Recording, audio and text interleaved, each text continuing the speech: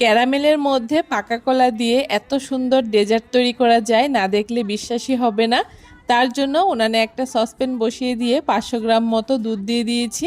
দুধটা হালকা একটু গরম হয়ে গেছে। এখন দুধের মধ্যে 1 প্যাকেট গুঁড়ো দুধ দিয়ে খুব ভালো করে মিশিয়ে দুধটাকে জাল করে নিয়েছি। মিষ্টির জন্য 3 চামচ মতো কনডেন্স মিল্ক ব্যবহার করেছি। আবারও খুব ভালো করে নেড়েচেড়ে দুধটাকে একটু ঘন করে জাল করে নামিয়ে ঠান্ডা করে নেব। এদিকে দুটো পাকা কলাকে আমি এরকম ছোট ছোট স্লাইস করে কেটে নিচ্ছি।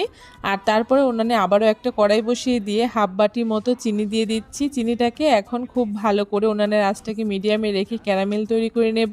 ক্যারামেলটা যাতে পুড়ে না যায় তার জন্য সামান্য একটু জল দিয়ে দিয়েছি। এখন এই ক্যারামেলের মধ্যে আগে থেকে কেটে রাখা পাকা কলা দিয়ে দিচ্ছি। আর আগে থেকে কিছুটা সাবুদানা আমি রান্না করে রেখেছিলাম, সেই জল ঝরানো সাবুদানাটাকে দিয়ে দিয়েছি।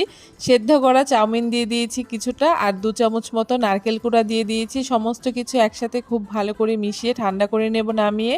ঠান্ডা হয়ে যাওয়ার পরে সমস্ত কিছু একটা বাটির মধ্যে ঢেলে নিয়ে আগে থেকে ঘন করে রাখা দুধটাকেও দিয়ে দিচ্ছি, তার সাথে কিছুটা বরফও দিয়ে দিচ্ছি।